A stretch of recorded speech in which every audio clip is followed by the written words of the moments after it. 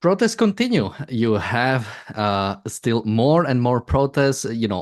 Many times hiding behind something else. This was not anti-Israel protest or anti-Semitic protest. This was anti-NATO protest. For those who don't know, there was a big, I wouldn't even say protest. It was a riot. There was a riot in Montreal. We'll watch some footage. We'll talk a little bit about it. And yeah, this has happened, I believe, on Friday, so 2 days ago. It was pretty bad. It was clearly, I think, basically anti-Semitic. I mean, we'll watch one video specific that I think will make it very clear. So yeah, that's what we're gonna talk about today. Joining me today is James. Hi, James. Welcome to the Daily Objective, and maybe just some of your quick thoughts about these protests. They're anti-Semitic, they're anti-Israel. It's about divestment. It's about NATO's support for Israel. It is about that. NATO was having a meeting in Canada. NATO meets in different NATO countries, different times. NATO would just happen to be meeting there, but the reason for the protest was NATO's policy about Israel, how NATO countries have a support, basically, for Israel's right to self-defense. And as we've discussed many times on this show, it's not as though the West has really been behind Israel. But the point is, and certainly there's no NATO troops on the ground there. It's not a NATO operation. And yet they're protesting NATO's position with respect to Israel. So it is anti-Semitic. There's no question about it, because if Israel has a right to defend itself at all, right, what they want is divestment. They want Western countries to divest from Israel because of how their acts of self-defense. In the wake of October 7th, don't you know, Netanyahu shouldn't have done what he did, as gingerly and surgically as he did it even. So therefore, what they're saying is Israel has no right to defend itself. And mind you, they're even more against Israel than these pusillanimous Western leaders, who half of whom would arrest Netanyahu on this ICC warrant we were talking about yesterday. So yeah, it's purely anti-Semitic, and it was violent. This wasn't a peaceful protest. This isn't an example of free speech. This was systematic violence. Even the Prime Minister of Canada, the heavily left-leaning Mr. Trudeau, said it was anti-Semitic violence. So let's watch one of the videos I have ready for today, just to get you some idea about what was happening.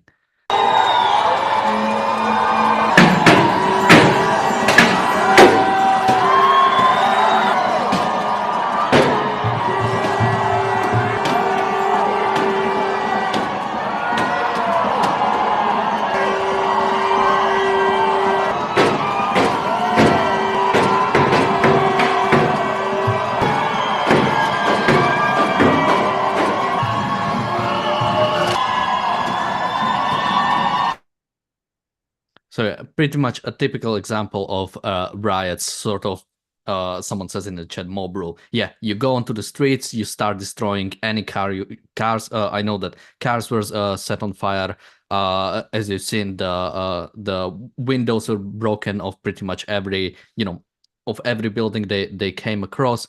It is it is a riot. There's no other way. There is no way to excuse it. There is me and James before that, because I started kind of getting interested into what usually happens when something like this happens, and we are talking about the LA 92 riots, and those happened after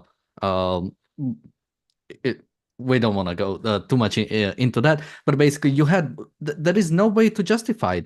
There is a you already have a big problem when you have public property that sort of like, can someone protest, bog down the streets and do. That's already like a complicated issue. But even then, when you start destroying people's property, when you start completely like attacking someone, someone actually put up a super chat which I saw. Thank you, PC, for a super chat. He says, James, a woman said final solution coming there.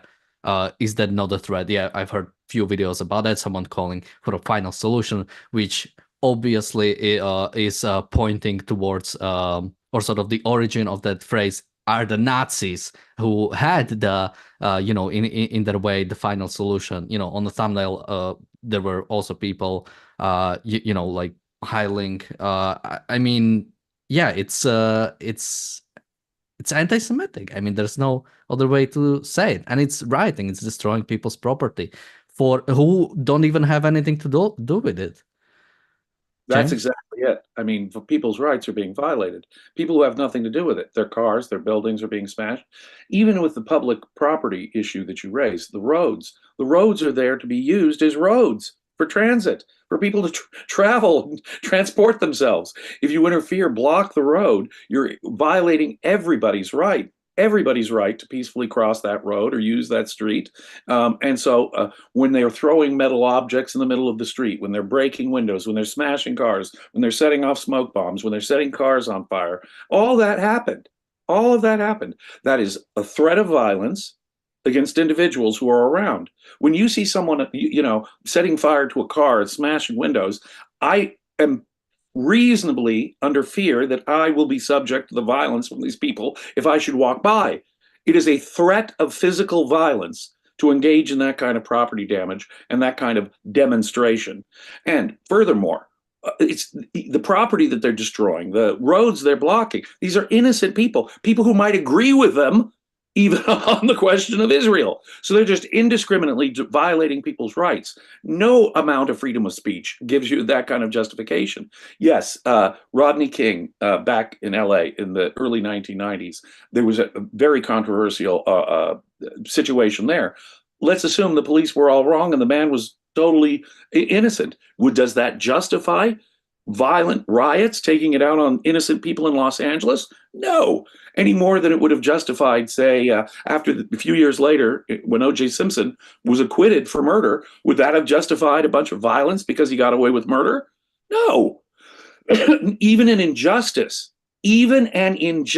over here doesn't justify your violation of people's rights. Another injustice against perfectly innocent people. That's the first thing to say right off the bat. There's no justification for that. I can't take it. Look, I have a beef with person X, and I take it out on you, Daniel. However valid my beef with person X might be, I might have a valid case against him. He may have done something terribly unjust to me. I may be correct in my position on this other guy, but beating you up because of that is always wholly unjustified. Now, back it up. Are they even justified? My hypothetical was, I've got a valid beef against this other guy. I took it out on you, though. Okay, that's obviously at least what's happening here. But now we back up to the validity of their position. Is NATO, are Western countries, improperly supporting Israel? No, they're not supporting Israel enough. They've got it exactly backwards. What they are saying, in effect, is that not even the amount of support the Western governments give Israel is justifiable. No, that's anti-Semitic. There's no question. What you're asserting there is that Israel does not have a right to self-defense, because that's barely all that's come out of the mouths of certain Western leaders. They'll say, we said again in recent broadcasts, they'll say Israel has a right to defend itself, but the minute Israel lifts a finger to defend itself, Israel's the bad guy. They're engaged in genocide. They're engaged in whatever else they want to accuse them of. But as we said just yesterday, though, if Netanyahu is engaged in war crimes over the last year, Winston Churchill was a far, far more egregious war criminal. Far worse in terms of killing civilians, starving Germans. Netanyahu is a piker compared to Winston Churchill on the very score they're talking about. And so, in effect, what you're saying is that Israel are the Nazis and Palestine are in effect, in the same position, mind you, as the victims of the Nazis. Now, that is totally morally perverse. It's anti-Semitic. It's racist violence.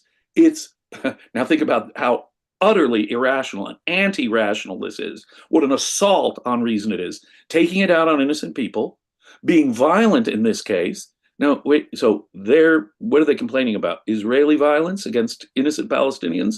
And there they are, intimidating and engaged in violence against innocent people in Canada who may have nothing to do with the situation. So their violence is cool. Some violence is cool. Some racist violence is cool. By their very actions, that's what they're saying. So no, it's clearly anti-Semitic. You can see just from the video, it's unreason expressed, manifest in the most obvious way possible. These people are enemies of reason. They're anti-mind. They're anti-life. They're taking it out on innocent people. They don't believe the Jews have a right to defend themselves.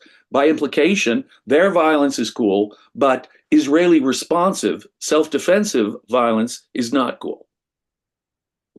It's utter moral confusion. No, it's moral perversity.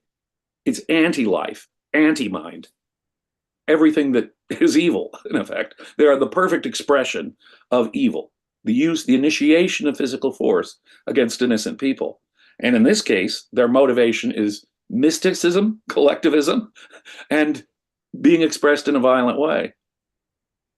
Yeah, I mean, you've mentioned World War II, and ironically, I recommend checking out what Canadians were doing during both World Wars, and the actions they've taken in some cases. They were, when it comes to the Allies, they were one of the most sort of what would be almost even easily called a war crime. But that's a completely different point. Sort of something that we should definitely also talk about is what Emperor Nero was doing during this. Sorry, Prime Minister Trudeau.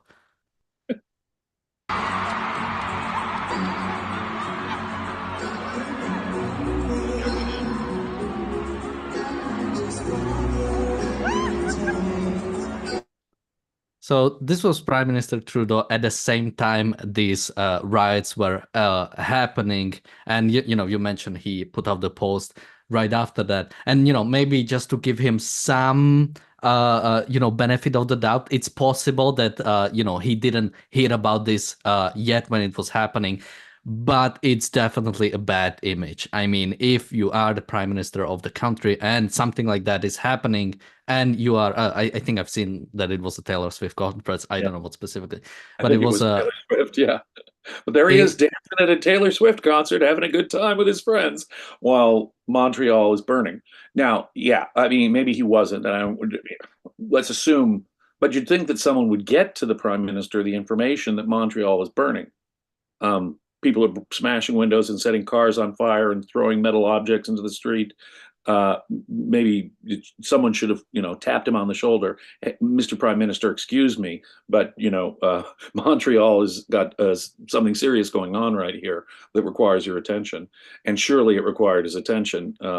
And perhaps a lot would depend upon what kind of notice they had. But given the demonstrations that we've seen against Israel all over the place, having a NATO meeting there in Montreal should have had proper security. If there isn't proper security, then NATO may want to reconsider whether or not they meet in Montreal again, because Prime Minister Trudeau obviously did not have adequate security, and there was not an adequate response. And so I can already develop the hypothesis that he was not adequately prepared for what happened. And certainly the Canadian police were not adequately prepared for what happened. I understand there were a number of arrests, but this should not have happened.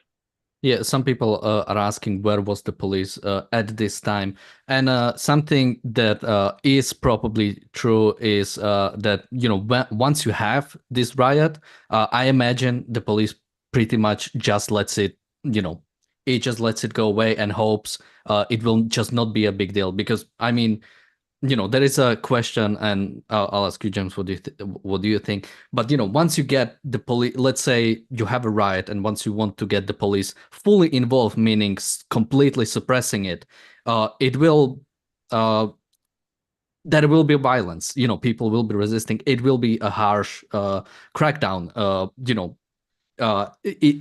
Someone could, if someone was recording, you could really easily see that as something happening, in sort of like a more authoritarian nation. But I think letting it go wild, I don't think can ever be like acceptable, even if it means that you have like a police doing like a hardcore crackdown, basically stopping it at any point. I simply don't think you can just let it go. You can just let these things happen and hope it won't be that bad. Could people have gotten badly injured or killed from the kind of violence we saw? Easily. So let me ask the Montreal police, how many potential deaths is letting the protest go wild worth it? Avoiding that conflict. Oh, yeah, it might be safer for the cops, and it certainly might mean fewer injuries for those arrested. But how many innocent lives are worth it? I mean, you don't even have to go there. I mean, just think about the property damages. Well, right. You're right. I pick the how many lives is it worth example to make it really morally clear. But you're right. One car getting damaged. Those folks should be arrested right then and there. The place should be secured. The whole area should be secured. And everyone protesting, once a single car gets damaged, the entire protest ought to be shut down. Whatever you're protesting for, it really doesn't matter. The minute something like that happens, well, as I say though, destroying the car or setting a car on fire is already a threat of violence against individuals. And so once you have that kind of violence, once you have that kind of rights violation, the cops have to come in. They have to stop it. They have to stop it altogether. They have to stop all of the demonstrations that are related to it, even if it's just one case of property damage or violence that's occurred, or one case of threat that's occurred. They've got to shut it down for the safety of the people in the town. I mean, and that's the task here, is to stop the violence. This was violence, unjustifiable violence. And once you've got that, then the police are negligent, period. They're not doing their job when they don't shut down the entire demonstration. Yeah, and someone could easily make the case that sort of the police wasn't equipped to handle such a thing. But again, that's a problem of preparation. You Yeah. should be. That's one thing that the government needs to make sure it can do. And there is no, in a sense, there is no price too high. I mean, the police or law enforcement is not a profit-seeking business. It's something you have to do so profits can happen, so civilization can happen, so you can actually have some civil culture. It's not something you can just say, oh, low funding. Well, defund everything else. This is the one thing you have to do. That is exactly correct. In order to make any profitable activities possible, you have to maintain a condition of peace and freedom. Absent that condition of peace and freedom, no. I mean, how? That's the thing about rights. You point out about property rights. Once rights are being violated, we're in effect in a context where, yeah, the police, if they don't do something about it, are allowing the very worst element, and you can blame the police. And consider the specific context here. You're telling me that the major cities of the West aren't prepared for demonstrations, riots, and protests? No, of course not. Police in every major city of the world, no doubt, get training in crowd control, riot control, this exact sort of thing. They have different levels of force they can use. They can use tear gas, they can use rubber bullets. Now, those are not fatal, but they can have the effect of pushing people away and discouraging the violence and ending the protest. But if they have to step it up, they step it up in proportion to the violence that's being responded to. If the rubber bullets, if the tear gas don't stop them, if they're still being violent, if they're still clashing with the police, if they're still throwing objects violently and threatening people's lives and safety, that's precisely the situation that urban police departments in the world have to be prepared for. It's not as though riots and demonstrations are unexpected. No. And in fact, every time you're going to have an international meeting, like a NATO meeting or an important summit, they have got to be alerted to the fact that there could well be protesters. In the case of Israel, how much violence have we seen? How many protests have we seen? How many universities in America? How many incidents? Whether it's an Amsterdam football game or you name it, how much anti-Israel violence and rights violating on behalf of the enemies of Israel have we seen? Now, the police in Montreal should have known, and if you say they're not prepared for it, well, then that's their fault. They should be prepared. for this kind of violence in today's world, obviously.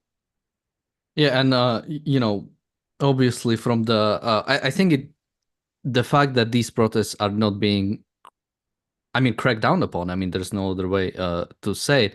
I think it is, I think it might have a bit of a good basis. We obviously, since the government has the monopoly on the use of force, if you see the government using it to crack down on people, it is automatically a bad feeling. You don't like to see it, and but it's because people have this, I think.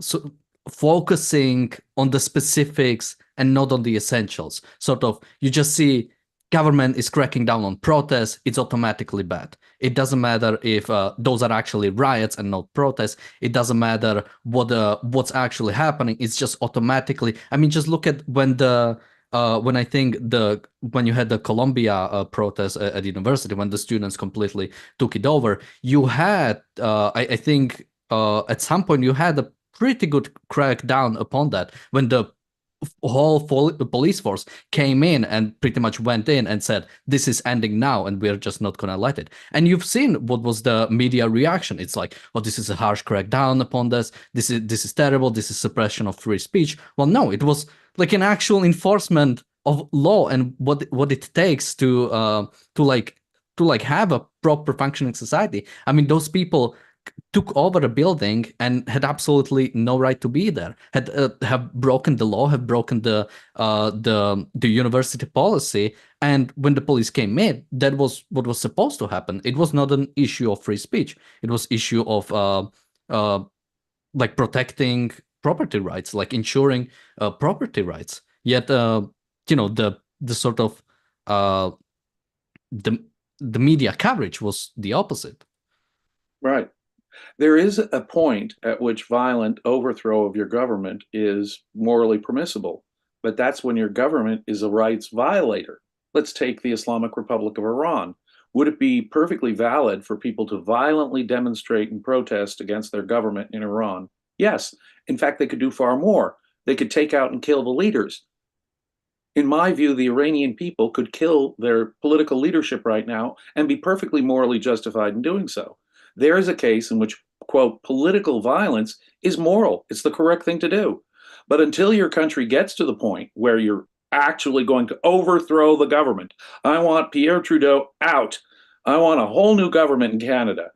Short of that, what you're looking at is people misunderstanding the morality of force. The force and violence by the people that I'm sympathetic with is different than force and violence with the people I'm not sympathetic with. So if you walk up to a leftist and you say, well, these people are protesting on behalf of, Palestinian civilians getting, okay, well, then some violence, that's okay because the end justifies the means there because we like the cause for which they're being violent. So let's look the other way. Well, what if I were to say some white supremacist, some KKK guy? He's engaged in violent protest for perfectly racist reasons of his own. On another side, Mr. Leftist, they would say, of course, that's unjustifiable. That's some kind of wacky militia or KKK person. So it's the violence that's for the political cause that you're sympathetic with that you look the other way on. No, ladies and gentlemen, the initiation of force is always wrong. Even when it's morally correct to rebel against your government, it's because your government is initiating force against its citizenry. The initiation of force is always wrong. People are terribly confused about the morality of force, and so they tend to be sympathetic when force is used for causes that they are sympathetic with, and they oppose violence, the initiation of force and violence for causes that they are not sympathetic with. But the initiation of force, ladies and gentlemen, is always wrong. The aggressive use of force is always wrong. The only morally justifiable use of force is in response to the initiation of force. Always. Always. And there's an abstraction, a broad generalization that I can say is always the case. The initiation of physical force was by these protesters in Montreal against totally innocent people. And that is always, always wrong. Yeah, and you have to realize that once you engage in force as a as like a citizen of a country, once you start standing up, you have to realize what it is. You are fully standing up to the government. You are basically saying this government is no longer legitimate, and I'm standing up against it. And to sort of understand it better, my favorite example is the American Revolution, but not when it happened, but what happened before that. The founding fathers were petitioning the British government for a long time because they believed in the process. They were saying, "Hey, our rights are not on par with what they should be, and we want to petition you. We want to see that you realize what you're doing. Like, you are the most rights respecting government right now, so you should also respect it for us." And the revolution, when the revolution happened, it wasn't just let's break down some of the random buildings. It was, no, we are seceding. We are going full on revolution because we have no other choice. This is the only thing we can do right now. Wow, what a great example you use with the American Revolution. At the time in the 18th century, the British government, for people in Britain, was, compared to the rest of the world, the most liberal and benevolent government on the planet, perhaps. And yet Americans, and get this, Britain had this idea, this principle that said you can't tax the people without representation. Now, I don't believe in taxation at all as an objectivist. That's the initiation of force. But the principle that at least you can't tax them without representation is one of the things that made English law better than most of the other places in the world.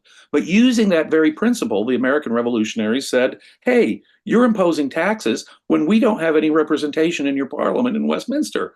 So therefore, you're violating the principle of English rights, the rights of English subjects. And so we are going to protest. We're going to go more than protest. We're going to go full-on revolution, like you say. We're going to get rid of the British government, get rid of the British crown, because we are being treated unjustly, even according to the principles of English law.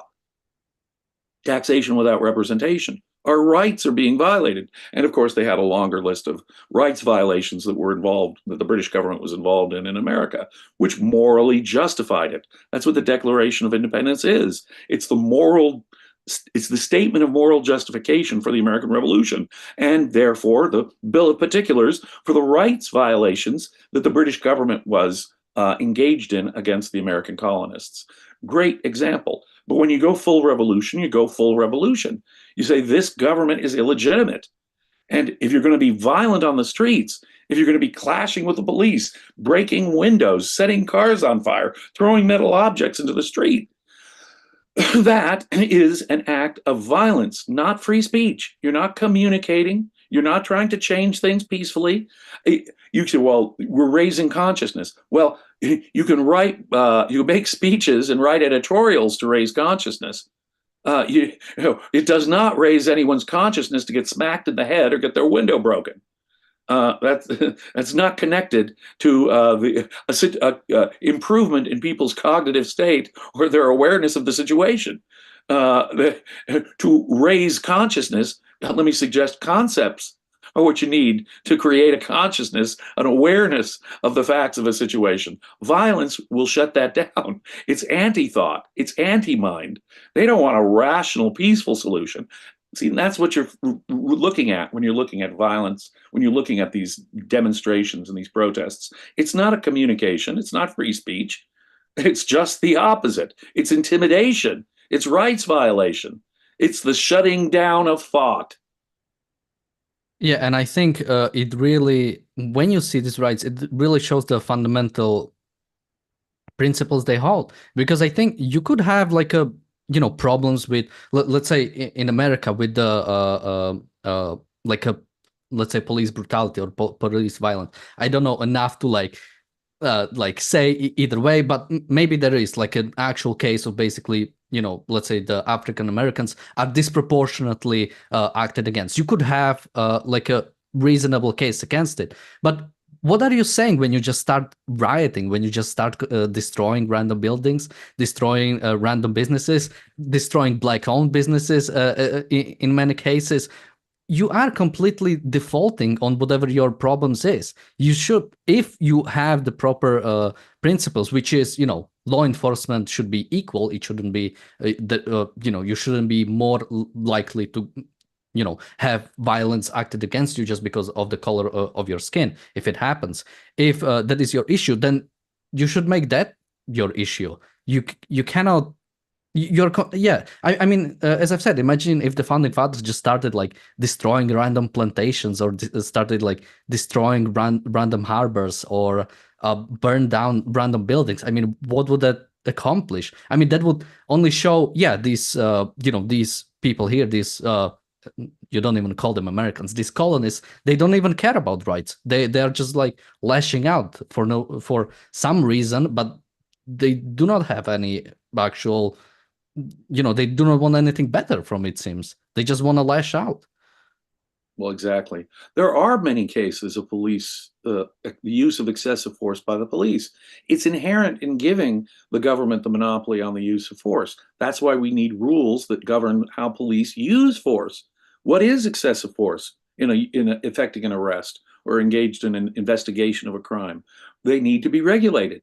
That's what we have constitutions for. That's why we have legal procedures of due process. All for is so that cops, the government, doesn't violate people's rights. They're just there to protect people's rights. That's the point, though. If you start violating people's rights in some kind of protest, there's no justification for that. There never is a justification for me, like I say, hitting you in the face because I've got a beef with someone else over here. That's never justifiable. It's never, ever, ever justifiable. And as I say, it's not pro-thought or communication. It's anti-thought, anti-communication. It's intimidation. It's absolute intimidation and rights violation. You're absolutely right. Yeah. And so I have one more video. If you are not convinced on the anti-Semitic aspects, well, what do I? Oh, here it is. We'll play just a few of this.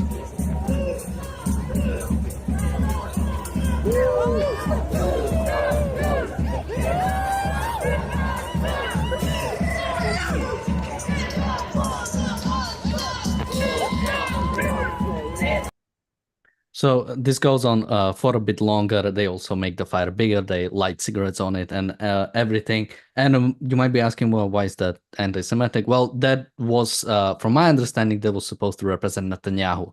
If you look at also the text, the effigy or whatever you want to call it had on it, it said Netanyahu to the Hague. So it was clearly him, and you oftentimes see him depicted like that. I mean, I think the goal of this was clear. It was to target Israel, to target maybe Netanyahu specifically, but it's clear what the motivation is. And again, I don't think motivation is any good. Even if you are, let's say, I mean, it's really hard to think about it, but because I think these people are fundamentally opposed to Western civilization. So there is nothing for them to appeal to. Like I wanted to make a case with, for example, with the police violence. If you are someone who has a problem with it, then probably you're someone who has a respect for individual rights, respects America for the achievement it did, and you want it to do better.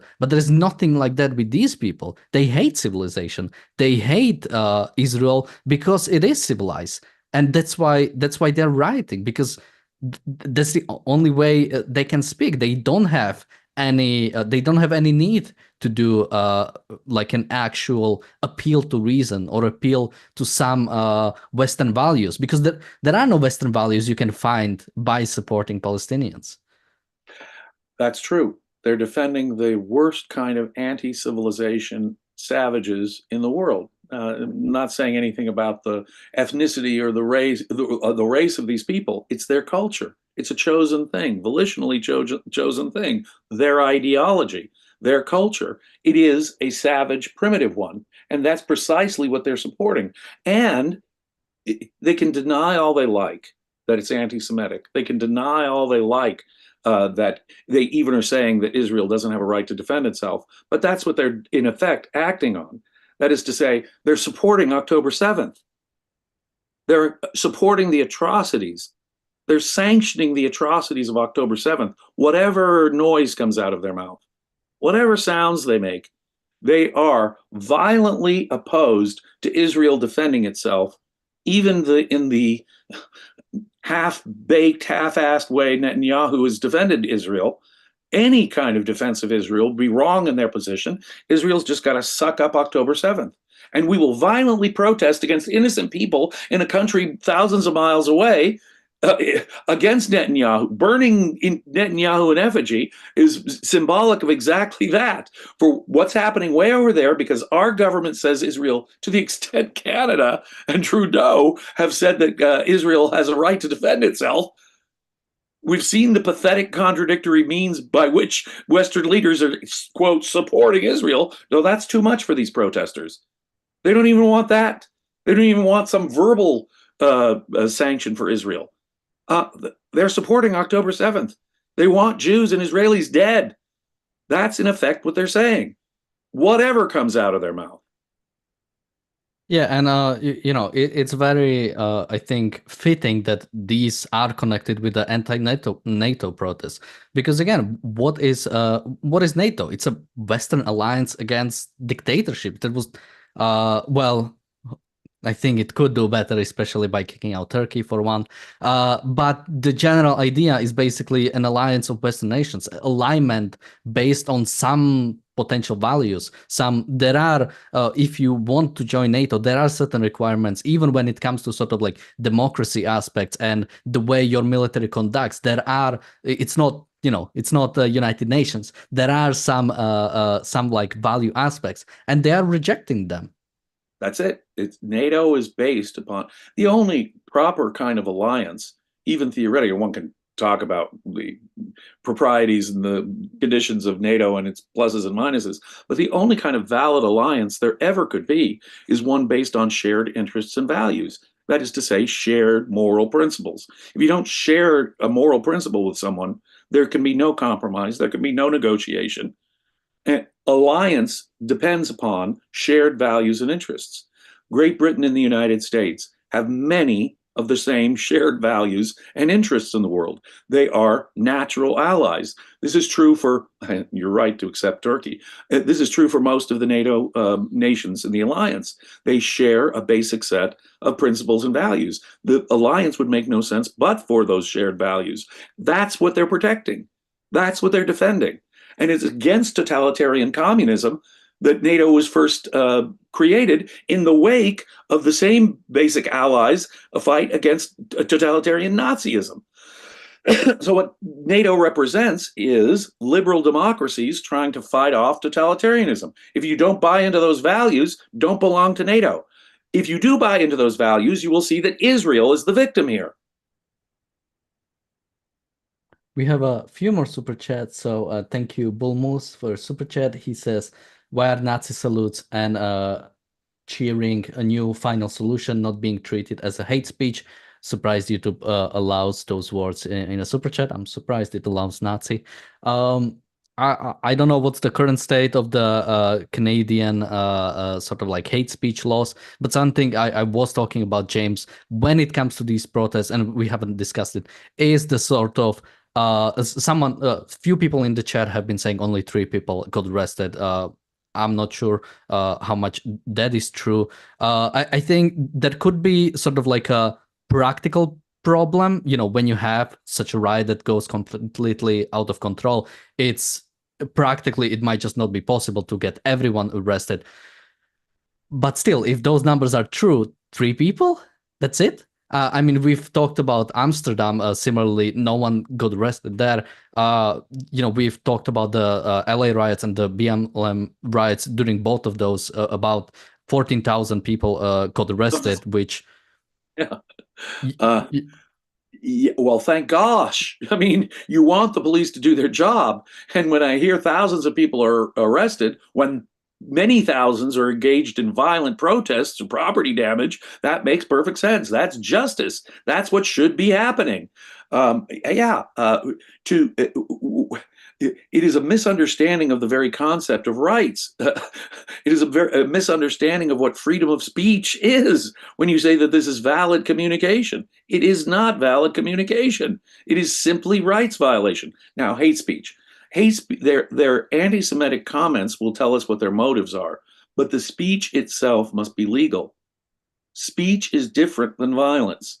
If I say something, no matter how hateful, no matter how offensive, irrational, no matter how wrong, the speech is not violence and has to be treated differently. I oppose all hate speech laws, whether they're in Britain or the ones proposed in North America. It's wrong. Speech is speech. Violence is violence. Physical force is physical force, whether against person or property. Speech is not physical force unless it is actually right there imminent. Let's go beat him up, and we start to go beat him up. Unless my speech is part of an act of violence, a conspiracy to commit violence, a solicitation to commit violence. I'll give you $1 million if you go murder someone. Only under those circumstances can speech even be part of a crime.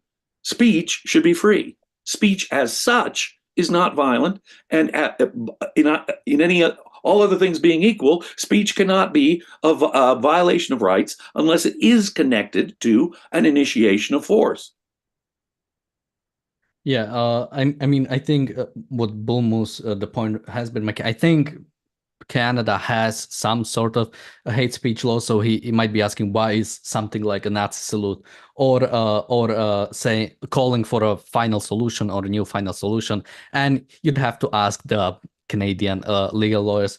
Something like a Nazi salute, I think, clearly falls under free speech. Even calling for a final solution, because I think it would still fall, because if you said, about someone specific like Netanyahu, or although he's a public person, so I'm not sure how it exactly falls there. But if you call for violence against a specific person, I think that would easily fall under incitement of violence, even under American law.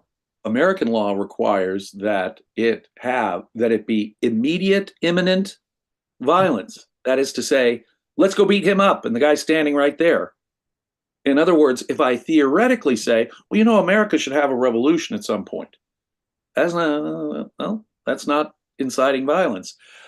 When I say, let's go, I'll give you $100 if you go beat up Daniel, that is solicitation for violence. That is a threat. But what makes it a crime is not that words were used, but that words were used to cause you, along with other action, by the way, that caused you or would naturally cause someone to use violence. So threats of force are certainly a part of force, but under American law, the threat has to be imminent violence right now, not some theoretical distant future violence. That's still protected speech. So we also have a super chat from PC. Thank you so much. He says, James, I was in LA Metro in August at Hollywood Highland. A guy noticed my Star of David, said, "Oh, look, an Israel supporter. One cannot wear them now." I think, yeah, I mean, we've seen that in Amsterdam, where Maccabi Tel Aviv fans were targeted because you could recognize them, because they had scarves, and I've heard from through a few of my friends, few of them who are not even Jewish, that just because they look Jewish or they resemble something, I guess the anti-Semites can tell when you're a Jew. They were targeted because of that, or they were attacked or called for them, and yeah, it's truly disgusting. I mean, it's sort of like you're living in like deep south during the Jim Crow era, that just because you're a color of a certain skin, people will call out at you, or people will follow you or try to do something to you, and that happened. Lynch mobs. Yeah, it's like KKK lynch mobs. Exactly. What they're saying is, and that is the responsibility of the LA police to protect people. Do I have a right to wear a Star of David? Absolutely. Do I have a right to express myself on a T-shirt or something, or by the way I'm dressed, indicate what my ethnicity might be, what my religion might be? You have an absolute right to do that. That is not a threat of force or violence against anybody. And it is the job of the police to protect people when they're walking on the streets of LA, and not to be subject to violence. Now, if someone just says something to you, It is no different, say, make up something. Oh, you dirty, rotten Christian, you. If I'm wearing, say, a cross. Well, wearing the cross and saying you dirty, rotten Christian are nonviolent acts of communication, right? Let's assume that the cross is meant to communicate that I'm a Christian. Nonviolent acts of communication. However much the Christian symbol might offend the non-Christian or the Muslim, say, and however much the Muslim statement might offend the Christian, that's not the test. The test is it actually connected to an act of violence or force? Then and only then is a crime committed. So guess what? We have to put up with words, even harmful words, even anti-Semitic words, even if the words are the most racist, vile things you can imagine. They are just words. When those words become part of a threat of violence, then the law kicks in properly, legitimately. We also have a super chat from Bonnie. Thank you so much. And yeah, we've heard a bit about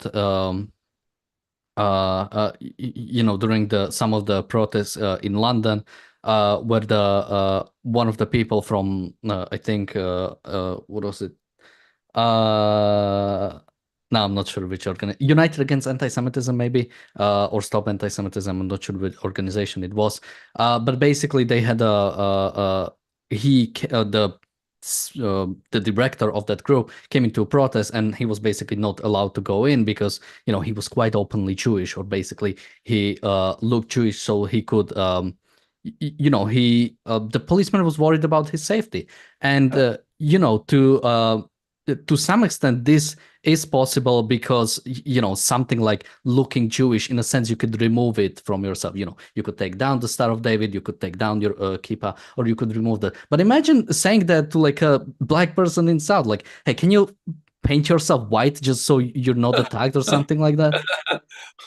Well, see, that's exactly it. So the job of the police to eliminate the threat to being looking Jewish. Now, I can understand while the thing is going on, the police saying to someone, you might not want to go through this area right now. We haven't done our job to make it safe yet.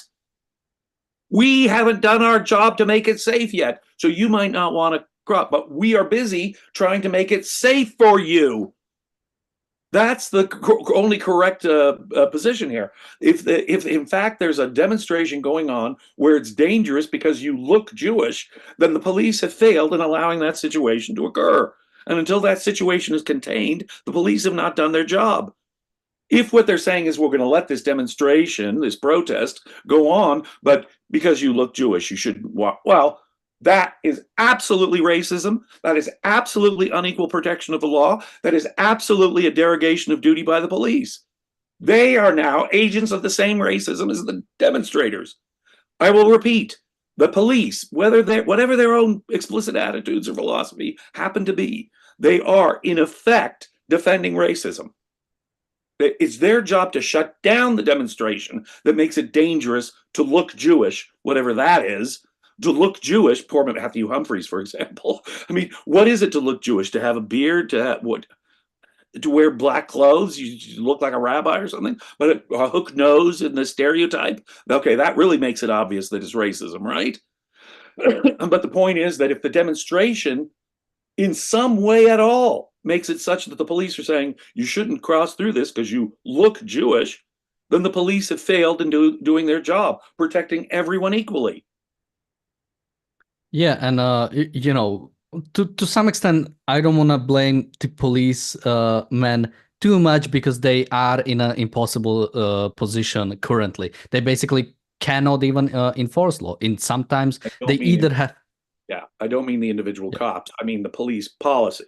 Yeah. Yeah. So at the end of the day, it does come to the politicians and whoever is in charge of the specific police force, because if you are a policeman and I can I know morally, or sort of like when it comes to what it means to protect individual rights, I should break down this protest, or I should arrest this individual or protect this other individual, but I know my my politicians will not stand behind me. They'll throw me under the bus as soon as something happens, because this is the society we're living in right now. So that, I think, is the biggest problem, is that one allowing protests that will be dangerous to certain people, allowing them to happen and just hoping nothing will happen. And that when something does happen, any policeman that actually enforces law will be thrown under the bus. That's it. We have to learn the distinction between words and force. And the law in Western countries is terribly confused about this very important moral point. Force and violence are force and violence. Speech, however offensive, is just speech, and you've got to permit it. So I'm concerned for my friends in Great Britain, their ability to criticize, say, the ideology of Islam. And it's an ideology. If I criticize an ideology, I say Islam is full of savage, barbaric ideas, will I get arrested in Great Britain for hate speech? Because I'm saying Islam is full of barbaric, savage ideas? Well, then what you're saying is that a critique of an ideology is a crime. No, that shuts down thought. That shuts down communication. No. Force is force, though. Even a threat of force connected to something that might happen. If it's a threat of real force, then the government can come in and step in between. But words are just words, ladies and gentlemen. Hate speech has got to be legal. Someone says in the UK being Christian is not allowed. Well, I think we shouldn't. I think we should focus on the facts and what's the reality. I think, and for a long time, I think sort of like freedom of religion will be something. I mean, once that is gone, basically free speech is gone, like full on gone. Not, while hate speech laws are bad, and I have to look into more about specific case in the UK, how bad is it? But we are UK based company, so obviously it's not too bad yet.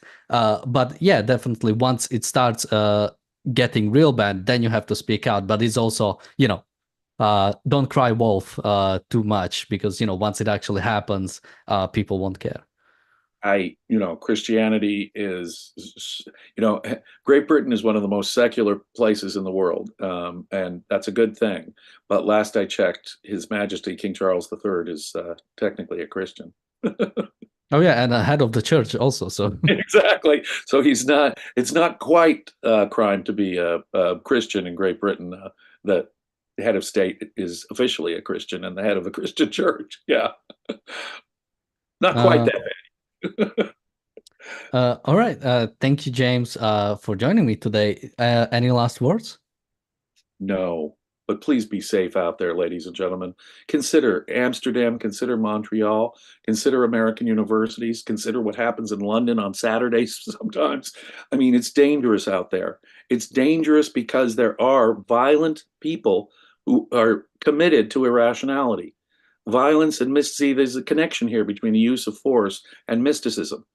Ayn Rand spelled it out in vivid, living color for everyone in her essay, now more than 60 years old, Faith and Force, Destroyers of the Modern World. Reason and freedom go together. Faith and force go together. Irrationality and violence are connected. Rationality and peace and freedom are intimately connected. And today we don't understand that. And so being on the side of good and right is no protection of no guarantee your rights won't be violated simply for what you say, So be safe out there, my friends. It's a dangerous world and getting kind of scary. We also have a super chat from PC. Thank you so much. He says, it's my freedom of speech to say Palestine is a fake. Definitely. So thank you, James, for joining me today. Thank you, everybody, for watching. We'll see you tomorrow with another episode of The Daily Objective and The Reality Show. Bye-bye.